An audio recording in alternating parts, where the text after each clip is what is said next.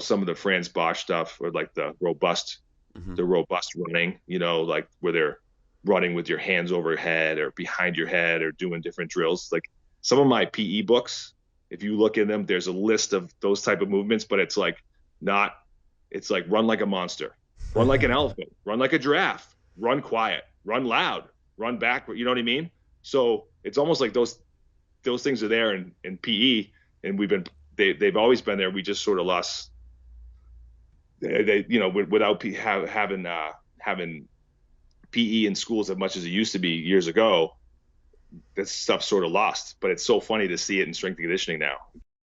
That was physical preparation coach Jeremy Frisch speaking on movement drills found today in sports performance and their roots in physical education. You're listening to the Just Fly Performance Podcast.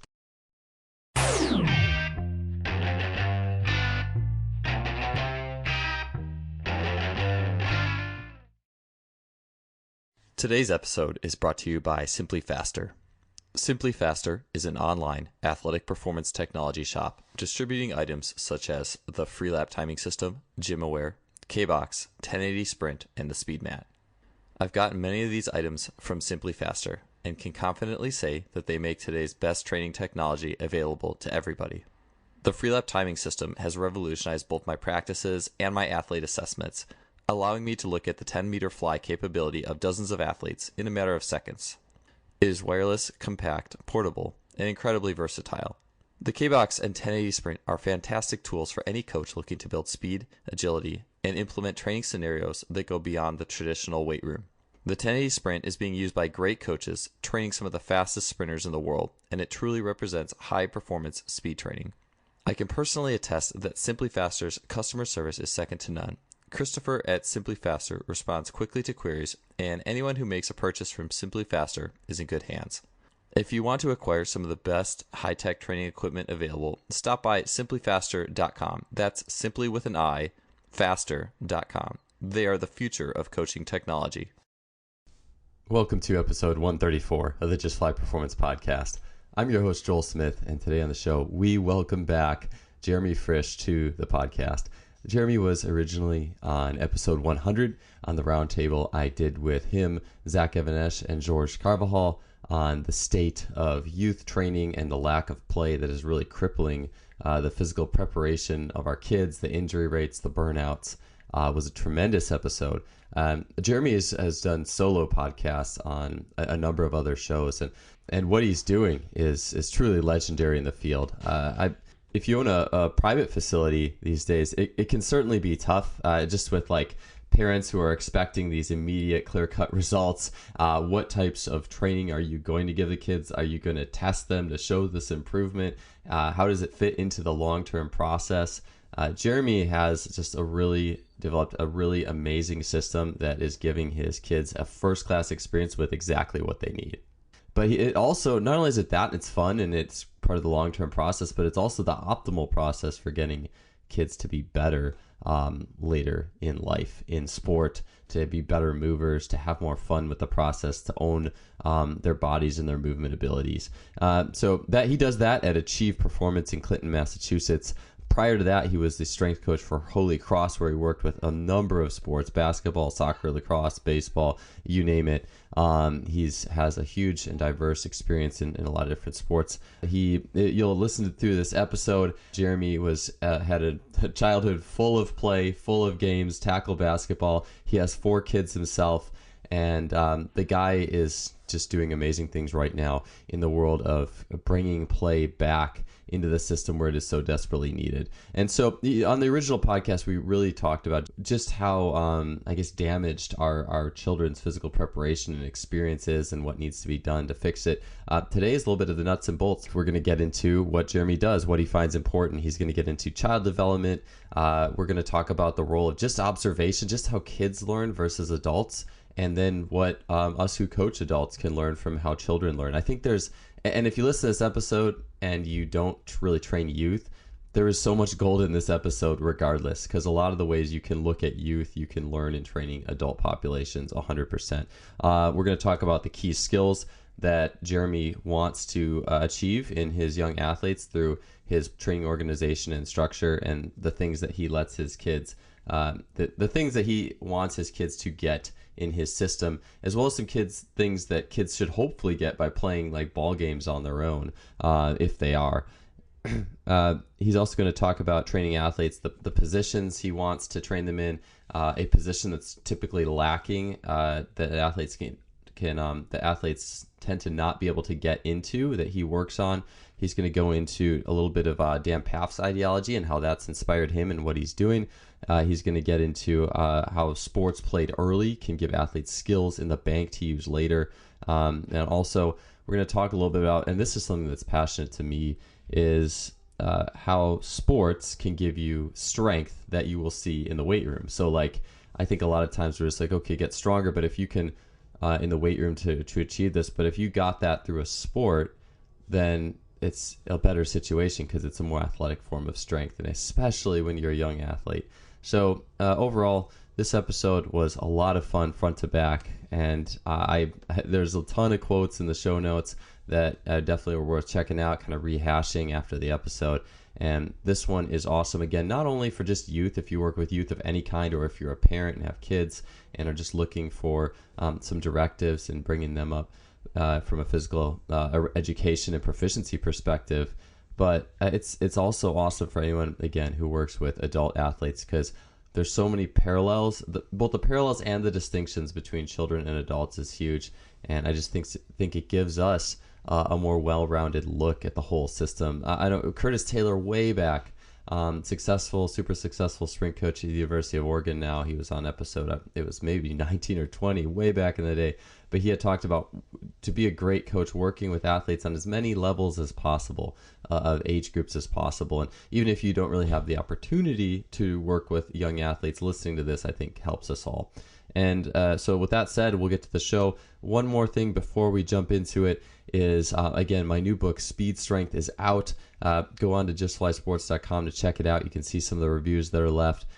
This was a huge project, and it's got a lot of great stuff in it. It was a reason, actually, I wasn't writing as much the last 3 years. I was really putting it all in terms of anything speed and power related to athletic speed development was going into this. And I think it's an awesome book, turned out amazingly well. Reviews are great, and I think you'll like it too. So go ahead and check that out on Just Fly Sports. That said, let's get to the show.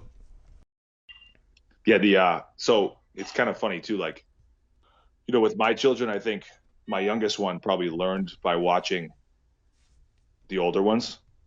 Do you know what I mean? Yeah. So yeah. He does everything earlier than the other. So I have 3 boys, 2 boys and a girl, then a boy. So like the youngest one sort of has done everything earlier than the other 2, because he's just watched them more. And so he sort of mimics them. So like he's always, for example, throwing. Like I remember my oldest at 5, he couldn't he kind of threw with a sort of, not with a great step, he just sort of didn't really know. He was still kind of figuring out. And my 5-year-old now, I mean, he just zips it. He can go play with them and throw a pitch because he's been exposed to it earlier and probably was able to mimic it, where my oldest had no one to look to. You know what I mean? And so he learned it a little bit later. But it's funny. He's a big kid, and now he's played baseball for the last 3 years. He throws pretty hard. So I don't know if there's I would say there's probably a time later on that you probably wouldn't benefit. Like it would be harder for you to learn how to throw well if you started throwing maybe at 14 or 15 or 16. But I think there's a sort of a time range where like you can pick that stuff up probably between the ages of like 4 and 10 or 11. You know what I mean? Yeah, 100%. Yeah, it's interesting. I'm thinking more and more of that in team dynamics too. Like if you have a group, and you have a lot of people in that group who can do a skill well, like a lot of people will learn, not just through coaching, but through observation. Like, and if you can get people to learn through observation and just say, hey, just watch that person doing it well, that can be a lot more powerful than having to, I guess, try to coach someone up, so to speak. And I think, with children, all the more powerful, right? Like, yeah, 100%. I think that's how so many children learn, is by mimicking. You know what I mean? I don't think I don't think as parents or coaches we even pick up on it, but I think they learn so much just by watching. Just watching what other people do or their peers. There was an awesome article about I think it was Gaelic football, and how like these certain players now in Ireland are like tops, they're tops in their professional league. But the story was that when they were younger, their coach basically took, there was, say there was like 10 best kids, right? Instead of having one really good team to travel around and try to beat everybody at that time, the coach basically split those 10 kids up and put 5 on one team and 5 on the other. And then now you just doubled your team, because now you took up 5 more kids who are not as good and put them on one team so now you have 10 kids on one team, and so you got 20 total kids. Those kids that are not as good are going to play with these kids that are really good and get better, because they're exposed to better athletes in a faster game, right? And so the idea was that, oh yeah, we might take our lumps early on during the teen years, but as they get older, these kids are going to develop so much more and peak at a higher level later on. And it's so true. They said like they've seen these kids who were maybe when they were 11, 12, 13, not great athletes, become highly skilled later on. So, and I totally believe in that stuff. I mean, obviously I write about it all the time, but I think it's hard to, again, like we were just saying, it's hard to wrap your brain around it, right? How do you, as a parent, it's hard to see your kid not, like if you see another kid playing well and doing well and playing all the time, you think like, oh, if my kid doesn't do that stuff, he's going to fall behind. When the reality is it's not true. If they're exposed to more things and more sports and more movements, and the being able to take what they learned when they're younger and put it towards one specific thing later on will yield a higher result in the end. You know what I mean? Oh yeah, no, absolutely. I feel like it's kind of like that idea of like, the countries with the small population, where it's like if you have the population and the passion for the sport, like Jamaica being incredible at sprinting, and I'm sure there's other factors at play too, but or Finland and javelin, and or any country where there's like a small sport that's just massive and the country is so successful. You just think about all those young athletes are probably growing up watching these elite athletes in this sport, and like like Finland and javelin are like, I mean, USA is terrible at javelin, and it's not like kids here could grow up watching people throw spears. Like, and if I mean, maybe kids would play, if they had sticks in the backyard, they could throw it around, but like it's just totally different. But and then by the time they finally do get coached later on, it's very like pre-programmed, and it's more like the and not that people can't be good technicians later on, but you wouldn't totally lose that advantage you'd have as a child just watching your heroes and emulating what they're doing. It's funny. I grew up playing baseball, and I played center field. So I used to, we would throw just for fun so much. We would just throw the ball as far as we could, try to hit home plate, stuff like that. And then in high school, I threw the javelin. I ran track and field too, so I threw the javelin a little bit. That was okay, but I could throw I was only 140 pounds in high school, so I had a lot of power behind the throw. But school ended. I went to college. The first college that I went to didn't have a track team, but in the meantime, I had kind of found weights and things like that. Started training, and then I transferred to a college that did have a track team, and I started throwing the javelin there. And I remember like my first throw was like double what I would throw in high school, just because I was 60 pounds heavier. I think I knew how to throw because I did it before, and I threw growing up, and then I just sort of put the power behind it. You know what I mean? And was able to get a much bigger throw than I did in high school. So it's pretty funny. I think, like I said, exposing kids to throwing, whether it's a baseball, javelin, whatever, if they have that kind of pattern down, and if they've done enough of it, it can carry over to many different sports. Yeah, and it highlights the importance of just like the multilateral skill development as you grow up. But yeah, that's really cool, man. I mean, that's that's a cool anecdote too about. I do think sometimes the argument could be made, oh well, your skill has to go hand in hand with your strength development as you go, and with the javelin it's different than baseball, but the body can figure out, if the skill's been there, the body figures it out on its own. It's really good at doing so. Like, sure. I love that piece. Jeremy, let's I'll just take what we've been talking about as kind of a rolling start, and I'll start feeding you some of the questions here. I'll probably even take like 5 or 10 minutes of what we've been talking about for the show. So Anyways, yeah, well, let's rock and roll with what at least I had for you. Uh, yeah, so moving into the actual questions, I guess I had for you today. You've written a really good article for Simply Faster recently, kind of talking about this, and I think it's it definitely we have physical education obviously, but in terms of like just global like skill development, what are and in conjunction with physical preparation and just giving kids the skills they need to be athletes, and especially with these injury epidemics, what are the key skills that young athletes, and maybe we could just say ages 6 to 12, but if that age range could be moved around a little bit, that's okay. But what are the key skills that young athletes should be able to perform? And then how do you attain those skills? I guess that could be a huge question, but if you could narrow it down to a few of them, that would be awesome. Well, first, even like I think attaining those skills, you're gonna get a lot of it just by being a kid, right? You're gonna, I mean, even though kids probably don't move around as much as they do today, they still play, they still do things. So you're gonna learn how to do a lot of those things. I mean, every kid, first, whether they're super efficient or not, they can run.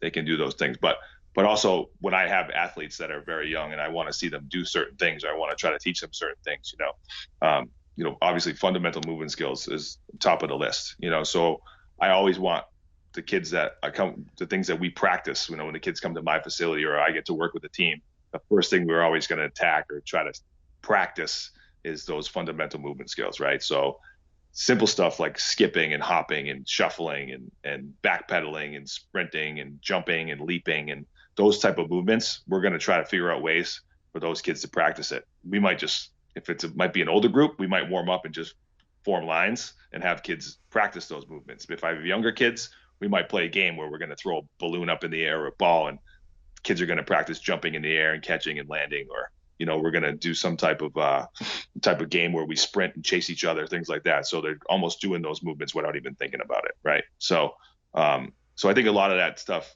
too is kids develop as they develop those skills just by being kids, being outside, running around, chasing each other, going to the playground, things like that. So, if you play enough sports or you play with your friends enough, or things like that too, you're going to start to develop those other skills like catching, throwing, being able to stop a ball, dodge a ball, things like that. So those are all like really simple skills that I think all kids should be able to do or be exposed to on a sort of on a daily basis, or at least a weekly basis, stuff like that. I think if you try to break them down, I think I sent you a list too when we were talking on email. But movements like pushing, pulling, grappling, like those are things where you see. And so when I say pushing and pulling in the strength and conditioning world, they'll probably think like, oh, bench, chin up. But for kids, it's not that. It's like wrestling. It's pushing each other over. It's playing tug of war. It's like crawling on the ground. It's it's climbing on the jungle gyms. It's things like that. You know what I mean? Those are all pushing and pulling movements. They're just not. You got to get people have to stop thinking in terms of just like exercise. You think of like just when you watch children play, kind of take that idea and say, oh, what are they doing here? So that's why we spend a lot of time with the example of pushing and pulling. We do a lot of stuff where kids are pushing each other. One kid might turn around and the other kid puts his hands on his back, and that kid tries to resist and he pushes, and then they turn around and they switch, right? So these are like simple exercises that develop strength and coordination and stability, and that they can do that will kind of set the foundation to give them something for their development. So then when they do get old enough, we can then go jump into sort of like your classic exercises like chin ups and push ups and bench presses and presses and things like that. So what else? So pushing and pulling, obviously. I'm trying to think, like crawling is another big one, right? So you see a lot of our athletes do that. That's just for me. I love getting kids on the ground because it sort of combines the arms and legs at the same time, where you're loaded. It's a loaded movement. So crab walks, bear crawls, Spider-Man crawls, anything like that really sort of forces you to use your arms and legs at the same time in an alternate fashion. And like I said, like we were talking before the show, not all kids really get it right away, but instead of coaching it a lot, I just let kids sort of figure it out. So a lot of times if I have a group of young children, say 7, 8, 9 years old, you might see them. Every kid looks a little bit different because they sort of haven't figured it out yet. But over time, if you give them enough exposure, they'll figure that stuff out. So that's another big movement for me that I want to see kids be able to do. I think I mentioned earlier, it's climbing, hanging, things like that. I think that's sort of a lost art that children always were really good at because they spend so much time at the playground. But now some playgrounds don't even have jungle gyms or monkey bars anymore. And a lot of schools don't let kids do that stuff for fear of like they might fall off and get hurt. When the reality is if you let them do it and let them figure it out, they're going to be much safer and much more resilient, robust people, right? So it's like this kind of double-edged sword. So I also think, I said this before too, like so many kids get into sports like throwing sports like baseball, and you got kids pitching and throwing a ball and swinging a bat, yet they're not strong enough to hold themselves up hanging on a bar, hold their body weight up. So how strong are is their shoulder complex? How strong is their grip? Really probably not that strong, yet you're trying to play this game that requires you to hold something or throw something. You know what I mean? It's just, and so I think years ago, kids started playing sports a little bit later. And so they had that time to develop the strength and the stability and mobility in their upper body because they weren't playing sports. They were outside just doing stuff, climbing trees and jumping around and wrestling with each other. And so now I think kids are probably playing less and getting involved in sports earlier. And so they're a little bit, I say, physically prepared to play those sports.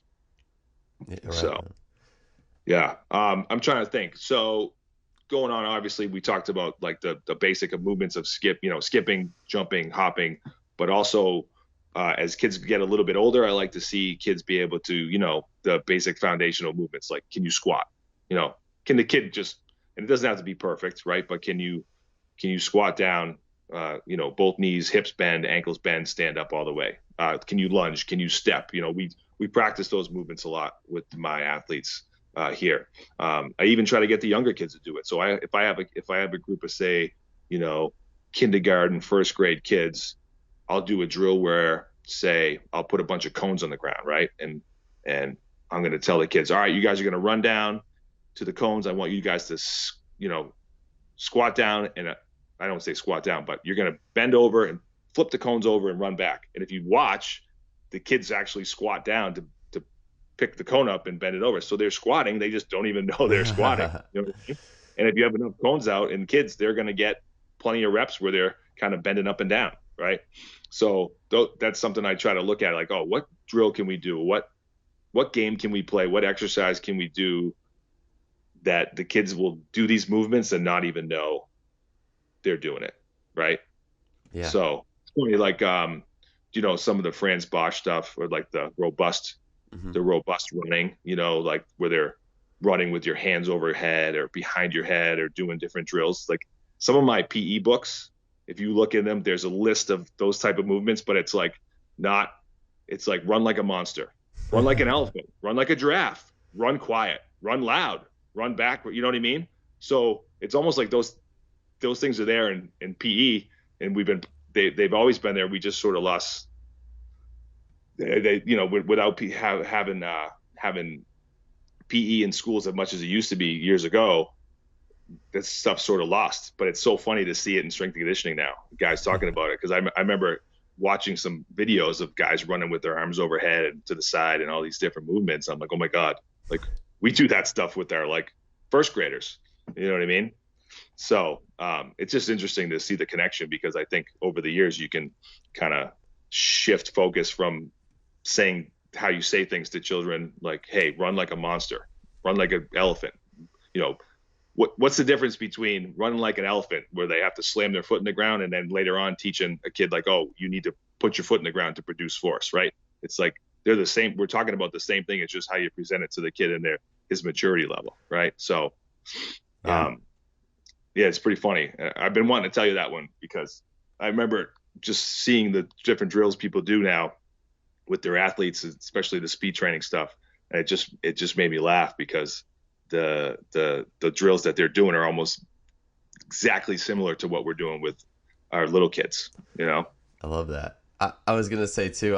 And sorry if I interrupted. If you had a few more points, hopefully like we can get to them. There's so much good stuff, and I kind of wanted to mention a few things that I was thinking about. But like the whole like I honestly feel like the whole like run like a monster thing too. It can even have value at some point with like older kids from time to time, just because like you lose the creativity as you go older. There was I think it was like a strength coach from Mississippi, like one of the track coaches that I'd met about 7 years ago he had this one called the Safari warm-up. He's like, oh yeah, the strength coach from Mississippi, like I learned this. And it was like you would walk over hurdles and do like a forward walk, but then you do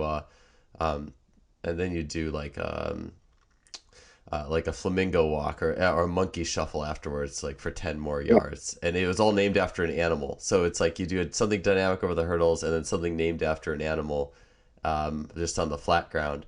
And I was like, this is, I'd never heard anything even like named like that, but it's kind of funny because when you actually, I still use it with my athletes and I'm like, okay, monkey shuffle. Like, it's just funny as an older athlete, they have that tag to it.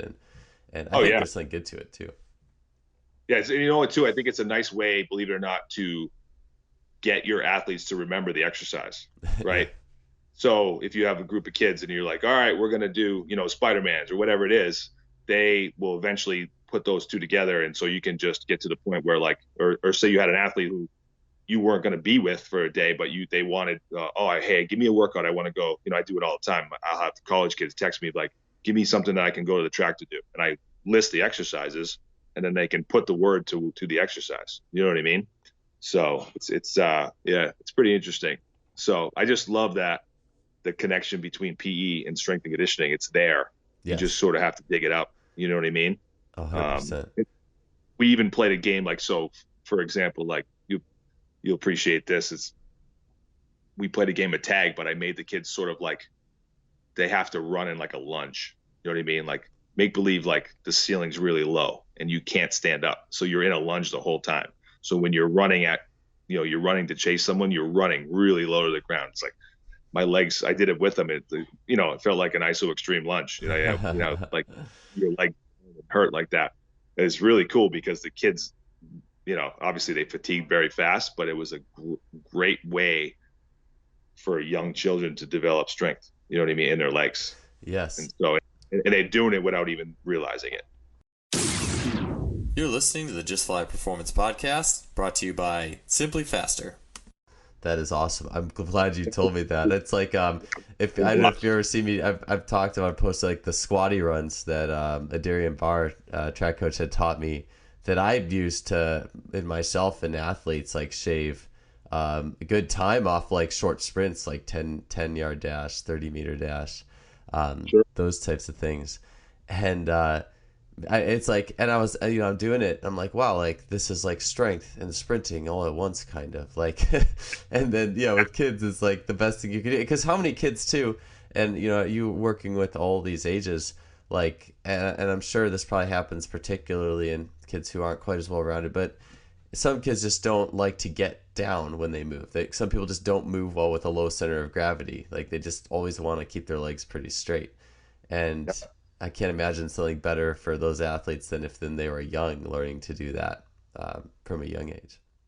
Yeah, and that's where I think you put it in, because I've done it with older kids, and it's funny, we did it with a high school girls soccer team, and almost the entire team hated it because they play like sort of in that like this like just slightly knees bent, hips back, like this. They don't play deep, that's not how they play the game, and most of these girls play soccer all the time, all year round. So that's like the positions, they're always in those positions. And then you get them out of it and out of their comfort zone and they're just dying. You know what I mean? It crushes them. So I think when you're doing that type of stuff, it obviously works better for younger kids, but you can definitely implement it with older kids as well, to kind of get them to realize like what they're missing, what they're not doing.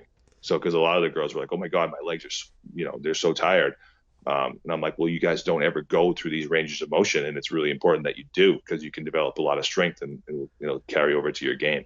So Dan Paff wrote it's sort of like my, one of the, if there was like 3 or 4 articles that sort of define what I do, he wrote an article years ago. It was like alternative methods of strength, power, and mobility, or something like that. Oh yeah, I think I know what you're talking about. It's really great. It's really great, and I've read it probably 100 times. He just talks about the importance of like general skills and how he's seen so many athletes who started to be too specific too early come up with injuries and poor performances.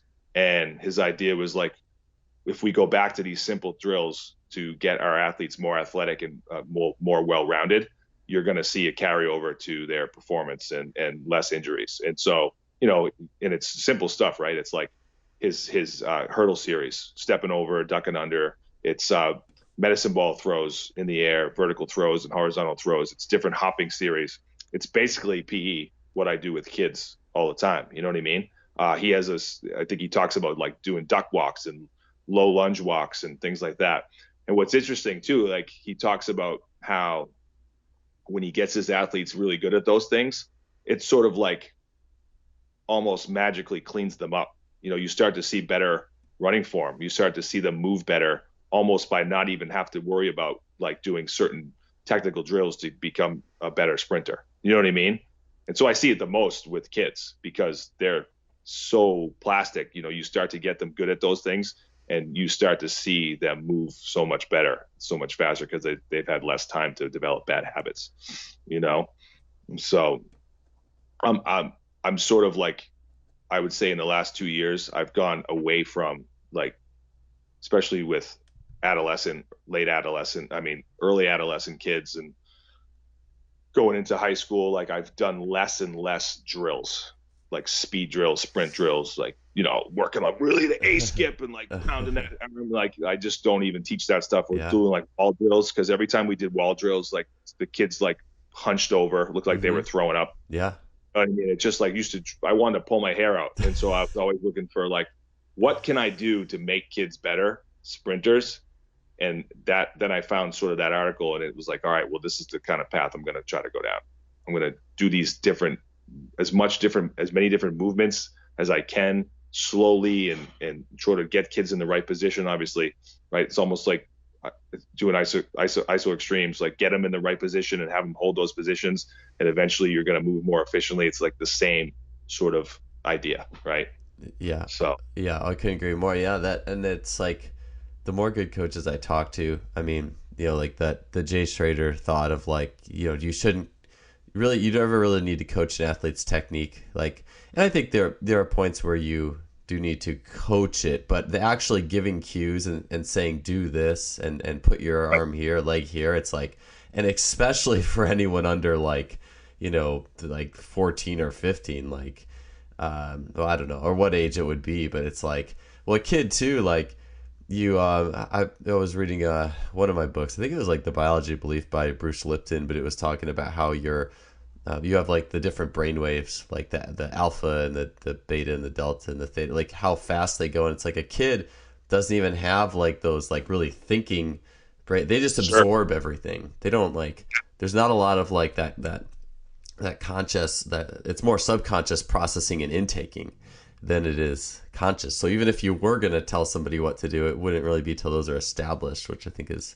10 to 12. Right. But yeah, anyways, I would rather have them do some, exercises to get them stronger and more mobile and things like that. And then say, all right, hey, we're going to line up and I want you guys to chase each other, and just tap into that. Like, holy crap, I'm getting chased. I'm going to, I can, you know what I mean? Cause then you're going to get a kid he's going to use his arms. You know what I mean? He's going to try to put force into the ground. Yes. Yeah. And so it's like, that's the way I look at it. And then, later on you can start to cue them up a little bit more when they get older, probably in high school. Cause that's the thing. Like, what's funny? I had a kid this week come back. I trained him in 8th grade. Right. And so I can remember being frustrated because he couldn't get into the positions I want him. He was starting to grow and he was an 8th grader. And he wanted to start strength training. And I remember like being frustrated because I couldn't get him to like, really get a nice front squat. And I couldn't get him to like hip hinge really well. He kept like sort of using too much quad on his we were teaching him how to hang clean. And so I was just teaching him like a basic, hip hinge, things like that. And I remember being frustrated about it. Right. And so we worked on it all summer, and then he went away, and I hadn't seen him for like a year and a half. He didn't come back for like a year and a half because he went away to private school, and now he's back. And the first day, I'm like, all right, let's work on your hang clean. And he just like sort of remembered what we did, and he hadn't done one since then. But his body's grown. It's sort of found itself. It's sort of like realigned because you go through that growth spurt where like everything gets thrown. Everything's just wacky for a while, and now it's sort of he's like a sophomore and everything's coming together. And like first rep, boom, he nails a hang clean like perfectly. You know what I mean?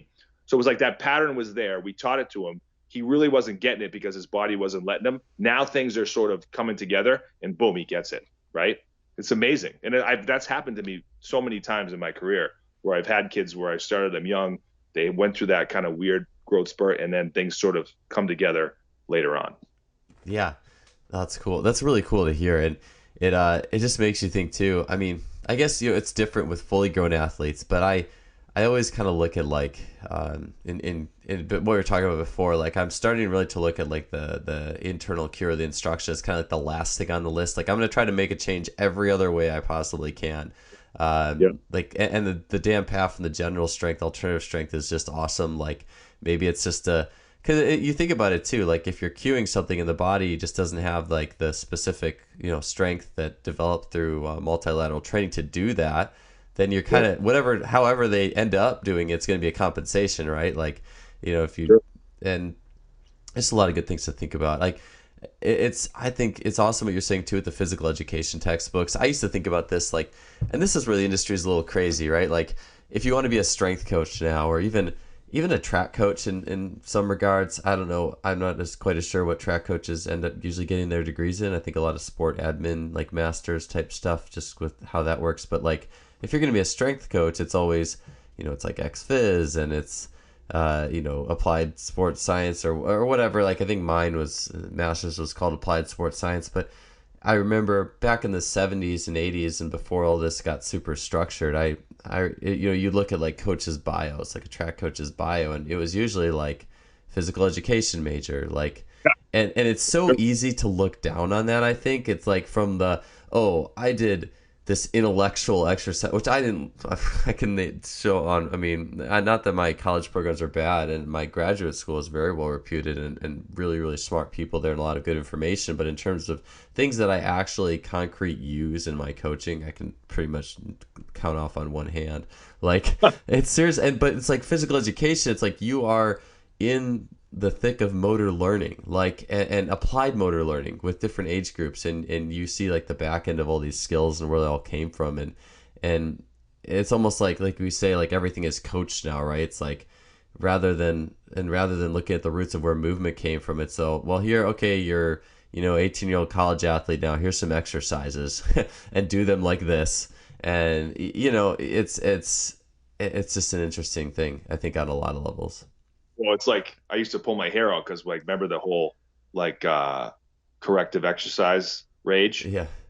And it was like as a coach, you start to believe like, all right, well, I have to do all these exercises in order to correct everything, and it's like I don't know if you can correct a lot of those things. You know what I mean? For me, it was almost like I think I need to go back and start with these athletes earlier. Obviously, I can't, but as far as like my career and what I want to do, if you want to make a difference, for me, it was like, we'll start working with children earlier, start working with athletes earlier so you can implement those. Like you said, even Carl Valley, him and I had this conversation a few weeks ago. It's like that magic age between like 8 and 12. Like that is like that age, like so much stuff happens between that time.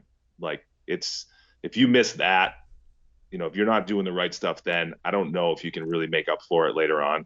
But, he was like, that is like the golden age. Those are the times where, so much stuff happens physically, emotionally, mentally, spiritually, you name it, so it's, and that's, for me, it's my favorite age group to work with for sure, because you see so many changes, so many things happen and such a transition too.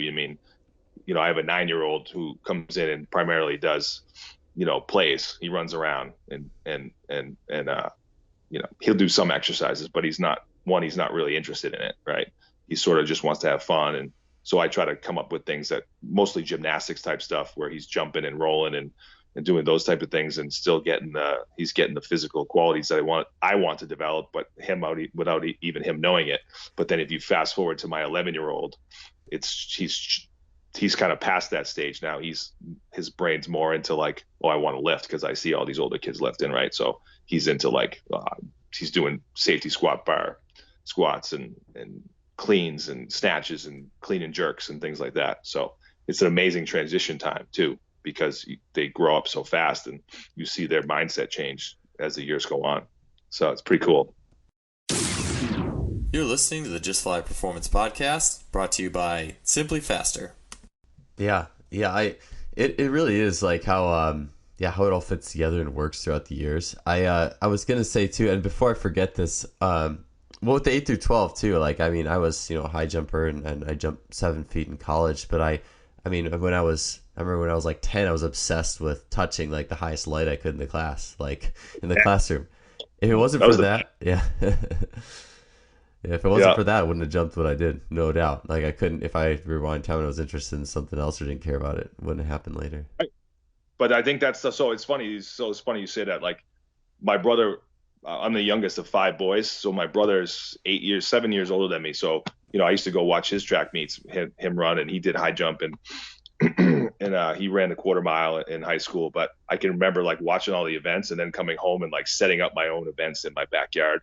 And so, of course, like my parents would be gone, and we had like my friends and I like got like 2 mattresses and put them in the corner of the bedroom. And like we had these 2 rooms that connected. So there was a big doorway, and we would have someone just hold a stick and we would literally do high jump in my house. My house was like old, destroyed, but my brothers like pretty much destroyed the house. So by that time it was like, I got like, my parents just didn't even care anymore, so like, and it was the 80s. So like we were a lot more free range than kids now. So, we're freaking doing like high jumps in the upstairs bedroom. You know what I mean? And having it was awesome. We'd set up a basketball hoop and play tackle hoops, like all those tackle hoops.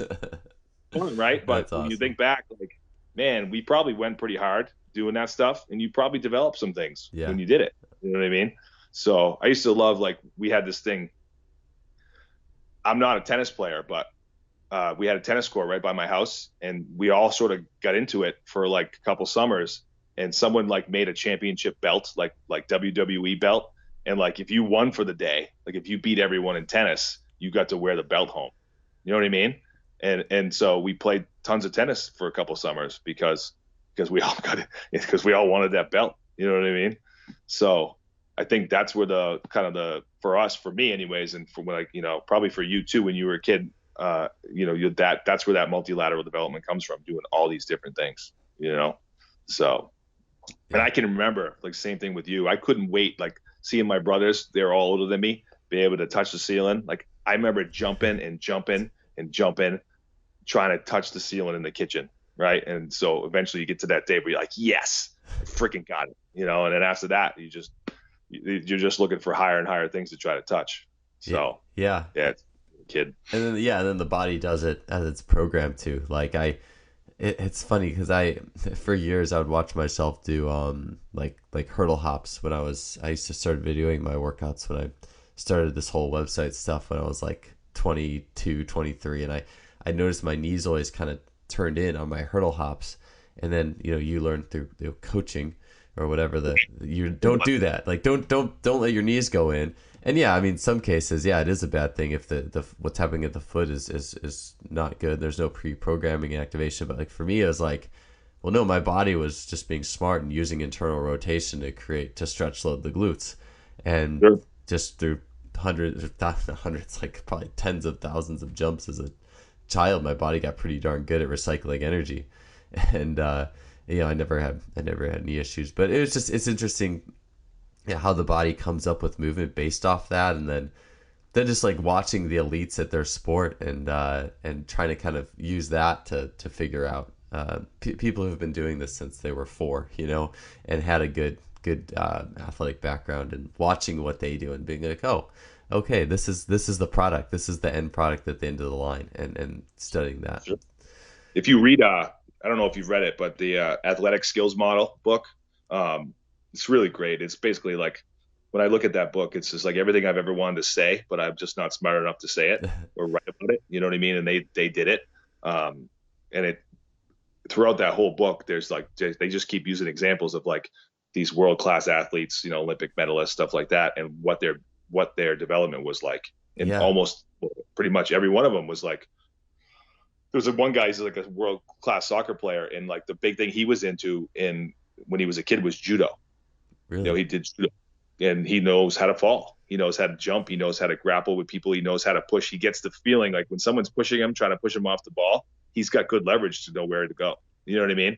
And so, you know, there's another one. It was like they were I can't remember what sport it was, but their big sport that they played when they were kids was ping pong. They had a great reaction, but you know, their bodies ended up being better suited to another sport, so they moved to that. But those things help carry over to what they're doing as adults, you know, or as you know, older developing athletes. So Yeah. it's cool.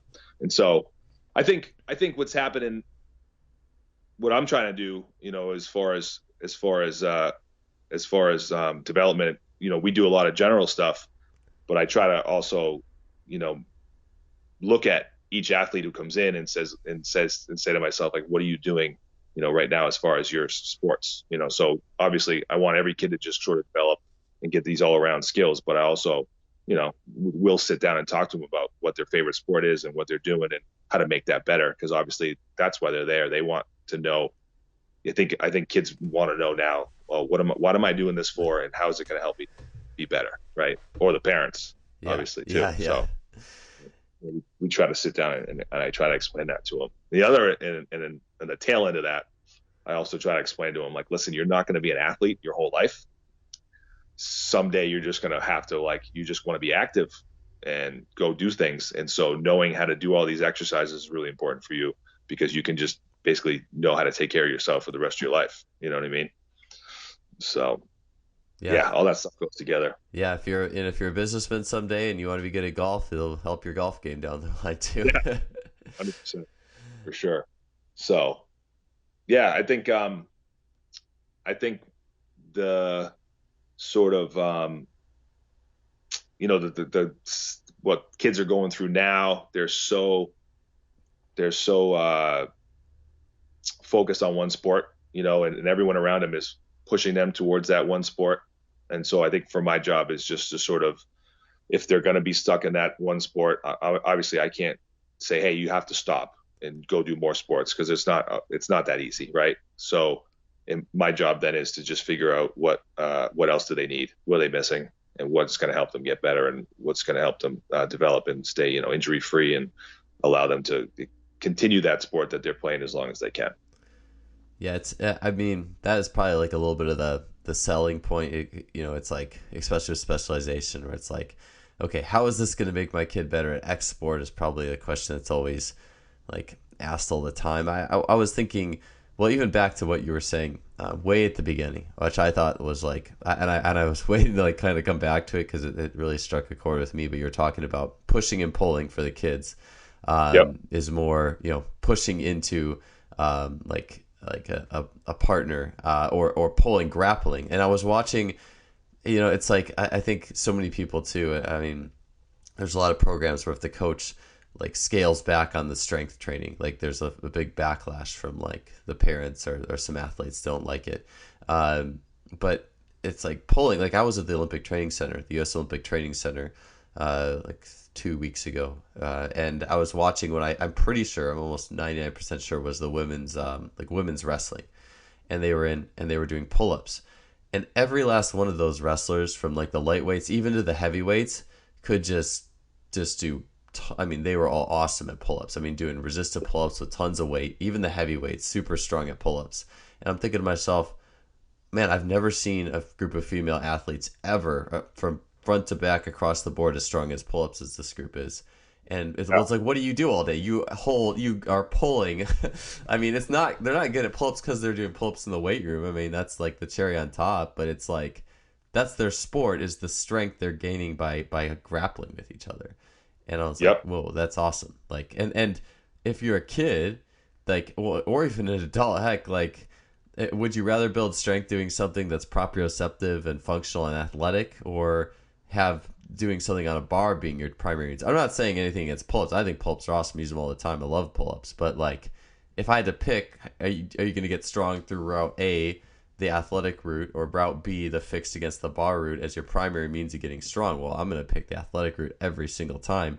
And even in more established adult populations, I would like to take that route if I can, at least, as long as there's time and it fits within the structure of their overall training and the needs of where they're going.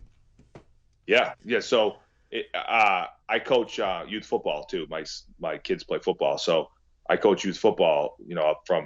I coach from fourth grade all the way up through seventh grade, and what we're trying to focus on is tackling, right? We're trying to teach kids how to be efficient tacklers and blockers and things like that. So, I mean, I talked to Andy Ryland, who's the head of USA Football, like about this. It's like, all right, well, where do we start? Well, first we have to get kids to get more comfortable in someone else's space, right? You have to get comfortable being able to grab someone or push someone or get pushed, things like that. So if you're training youth kids, like, you can't just say, all right, we're going to start tackling today, because most kids, I mean, you have some kids that'll run up and just run into another kid, but a lot of kids are not comfortable yet doing that. So you need to get them comfortable in someone else's space, right? So that's where that stuff starts. You get them to do like hand fighting. You get them to do, pushing and pulling or pummeling that they do in wrestling. Or you do a drill on the ground where they're sort of trying to knock one guy down or pull each other's arm.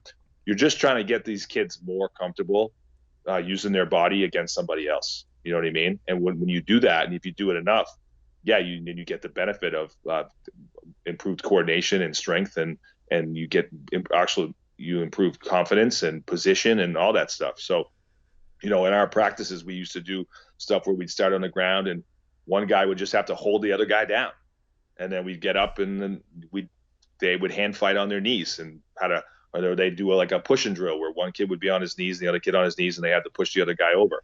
And so those are the kind of steps that we use to try to sort of develop the kind of spatial awareness and the feeling of having to put your body into some other person, or against another opponent, things like that. So, and I think it's great for children. I think it's also, like you just said, it's an awesome way to develop strength and stability and things like that. So, and later on, those skills will carry over to not only tackling, right, or in being a better performance on the field to that particular sport, but also, like, if these kids are pretty strong already and they've been doing this stuff, you walk into a weight room for the first time and we go hit pull-ups, boom, they'll be able to do that stuff. They'll be able to understand how to like row. They'll probably be able to pick up like how to like, put force into the ground or into a bar, things like that. So I think that stuff for me is like gold.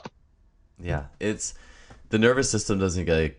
The nervous system is always stimulated too in those open-ended environments where it's like wrestling or grappling, and the body has a lot of options, versus when as soon as you fix a bar, you again, certainly time and place for it and importance of it hugely, but you lock out degrees of freedom and the body has less like options. It's maybe one or two options, and like I feel like you can do such a greater volume of the wrestling type stuff. It's no coincidence, right? Like this is two things I know for sure working with children for this long. Two things that they love to do. If you just gave them open space, right, and said go, two things are going to happen, particularly boys, but girls get involved. They're either going to start wrestling or they're going to start playing tag. Those are like the two universal, it's like almost instinct for them. Like, I can't tell you how many times I've had children walk in and they're almost their turn. They have like 5 or 10 minutes before it's their turn to start their session, and they have a few minutes and a little bit of space. I can't tell you how often like a wrestling match breaks out or a game of tag. It's instinctual for them. They just go and do it. If you give them free time and space, one kid will turn and just start pushing the other kid, and then before you know it, it's like full on wrestling match. So it's like, almost for me, it's like, I think kids crave that stuff because they know instinctually what it develops and how it develops. And obviously it's fun. for them too. So there's days where the first 15 minutes of my like youth class, they'll come in and they're like running around already and chasing each other, playing tag. Like, why would I ever stop that? Oh, so we can go do A skips? Like, like they're developing so much. Like yesterday, even these kids are older. Like I had two sixth graders, two eighth graders, a freshman and a sophomore, and there was one other kid. And they were like, we were about to warm up and someone started throwing the football around and someone's like, oh, let's play ultimate football. And in like 10 minutes, they made their own rules, made their own field, set everything up. And then for the next like 45 minutes, they played their own version of ultimate football. And I didn't say one freaking word, nothing. You know what I mean? And by the time they were done, like they were going to go lift, like we didn't need to stretch. We didn't need to do anything. They would like all the movement they just did. They're ready to go. We didn't do any activation drills. We didn't have to do any of that. You don't have to do any of that stuff because they're ready to go. They just played for 45 minutes, running, jumping, rolling, pushing each other, running around, catching the ball. Like if their nervous systems are not tuned into that, then there's nothing I can do, right? So they played that game. They made it all up themselves. And even better is that they're fired up for it because it's theirs. They own it. It's authentic, right? It wasn't some drill that I came up with that they have to try to figure out. It's for them, what they did was totally natural, right? And so then after that, their lift was even better, right? They started practicing their cleans and their snatches and whatever they were doing for that day. And it was a great day. It was a great overall training day for those kids. You're listening to the Just Fly Performance Podcast, brought to you by Simply Faster. Yeah, with my men's university tennis program, in their off season, they really only have one really solid month, I would say, where they're really not playing at all. But that month, some of the best work we do in that month is we'll just play different games. We'll play like trash ball or maybe volleyball or half court basketball, and I've almost found the best workout that they get. This is just my gut saying it, but the best workout those guys get, it's like tennis players. It's like, at what point is strength going to not help you on the court? Well, you don't have to be that strong to be a great tennis player. But I mean, I want them to get strong. But the best combination really has been like, you have an hour. Okay, we're going to play for 35, 40 minutes. And then we're going to do it like a lift, like really kind of an easy strength-based lift, just meat and potatoes, just the solid basic stuff. And they are so much more like activated and warmed up. Like you were saying, like playing tag and wrestling, like they're so activated and warmed up for that lift, rather than if I just went in and did kind of a canned, here, let's do some typical, like, okay, let's do some lunges and inchworms and some A skip. I don't even use A skips for track athletes, let alone tennis players. But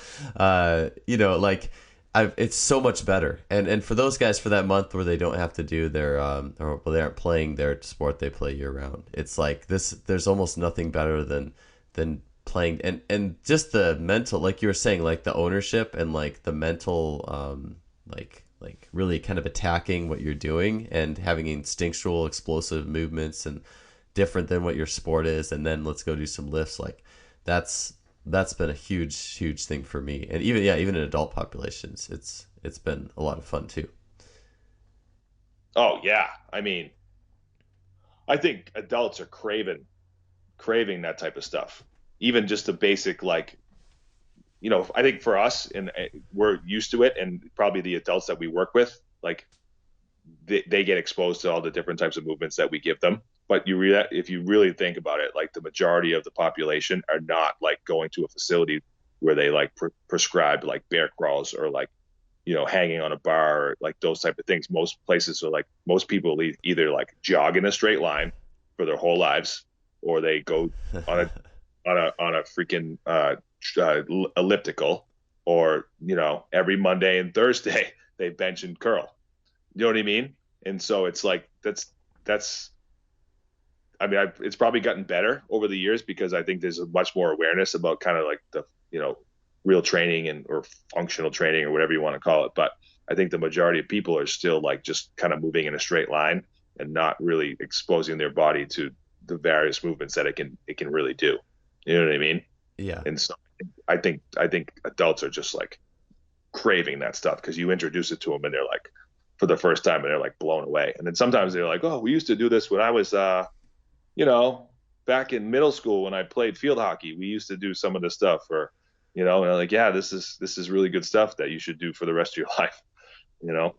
Yeah, yeah, it's wired into us, right? Like it's amazing. It's like, at what point do you lose that? At what point does, and that would be an interesting one too. Like, at what point does that, like, just sitting in a class for 8 hours and no physical education, does that like kind of get it out of you? It's got to be repressed somewhere, right? Like, and Yeah. then Well, it's like when I just always wonder, like, I'm not knocking jogging, but like, who does it? What point do you just decide, like, I'm just gonna jog and that's it for the rest of my life? You know what I mean? yeah, yeah, Like, it happens. Like, just be just. Oh, what do you do for? I exercise all the time. What do you do? Oh, I run 3 miles every day.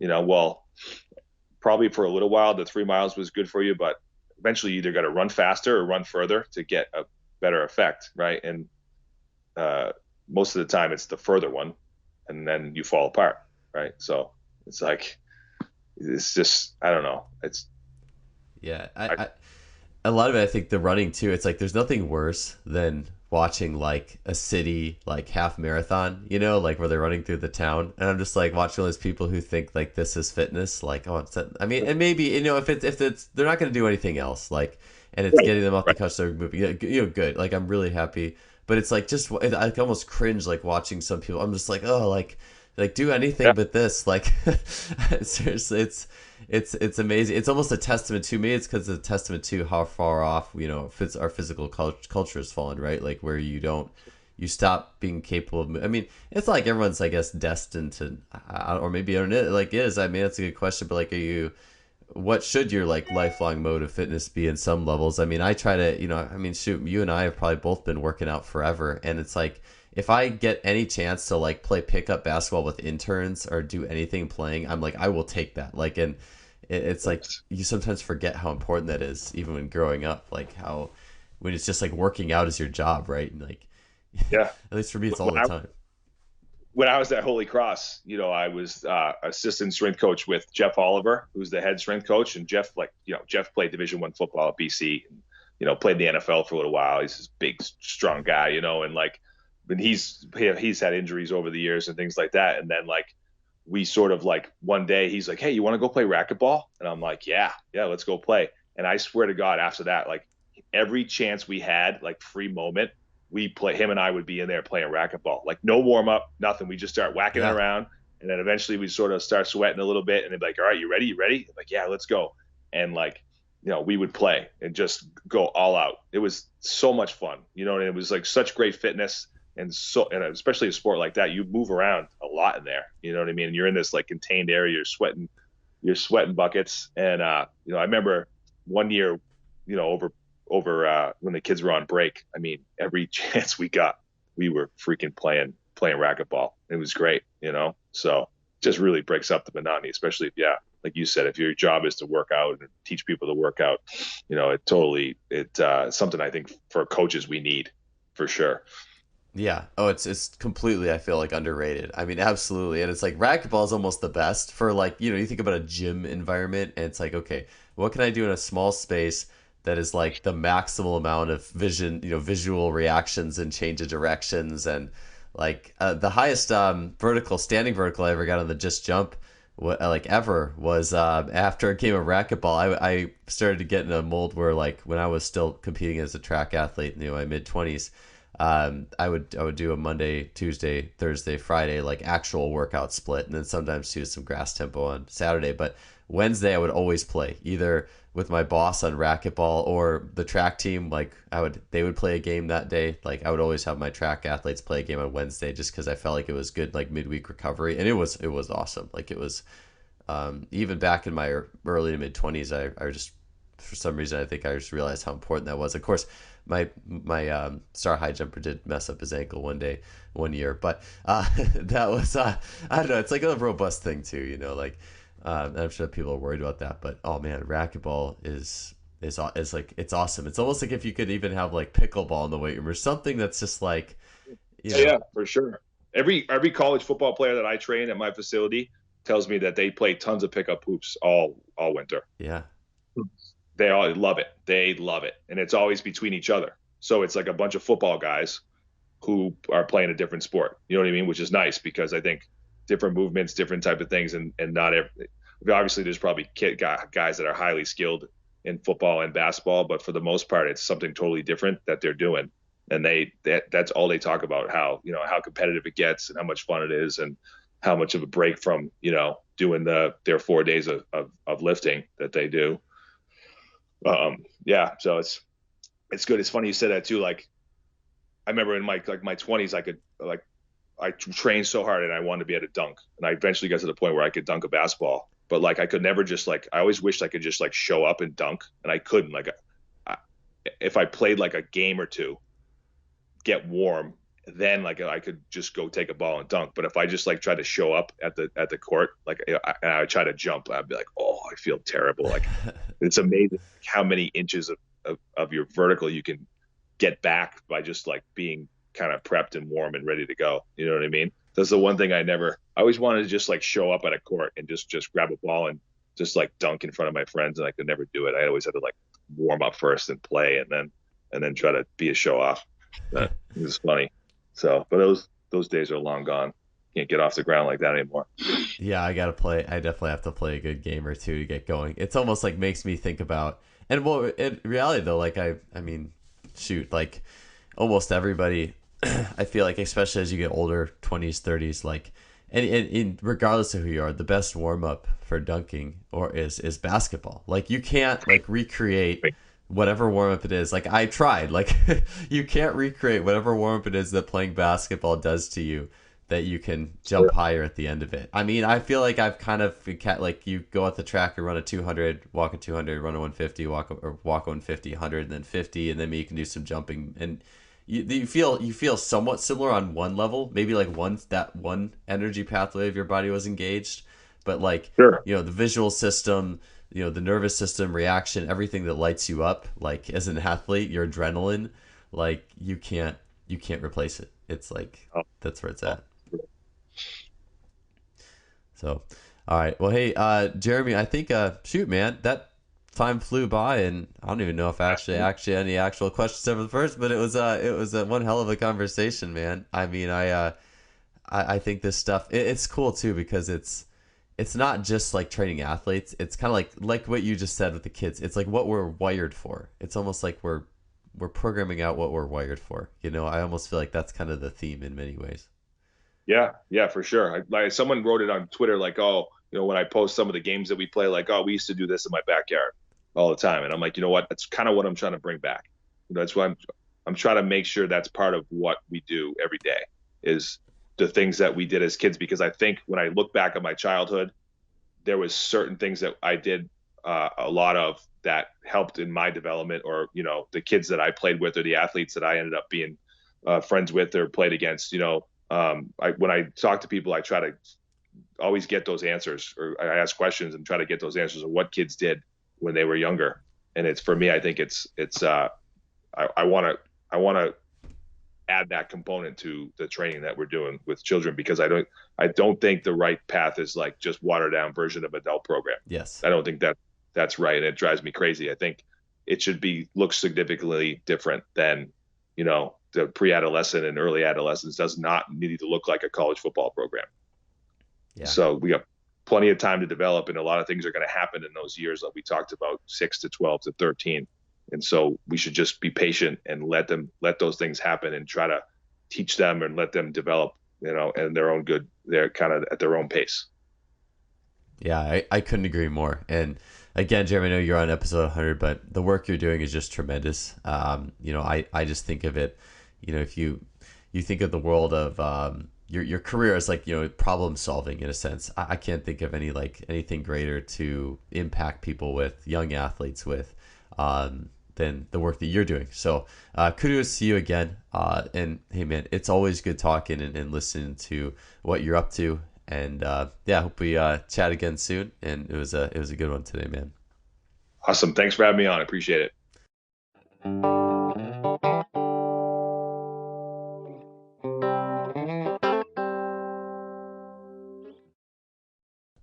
All right, that does it for another episode. Thanks for tuning in today. Man, that was an awesome one. It's just like I'm so blessed to do this show, and these coaches I've talked to make me such a better coach. And this one, even for my adult populations, I had multiple ideas I found myself writing down, and that are going to, I think, deliver huge value to my athletes who aren't necessarily kids.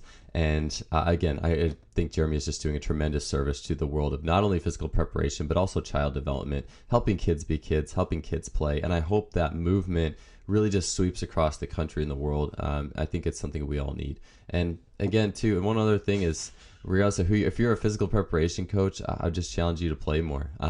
And I'm challenging myself to do that too.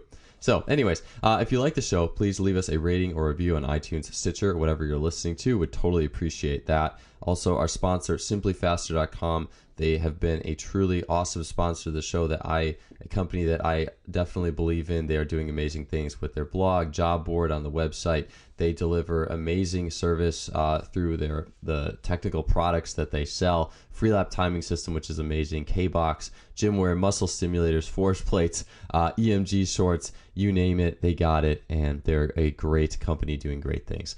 All right, that does it for my spiel here at the end. You guys have a great week. We'll see you around, and have a good one.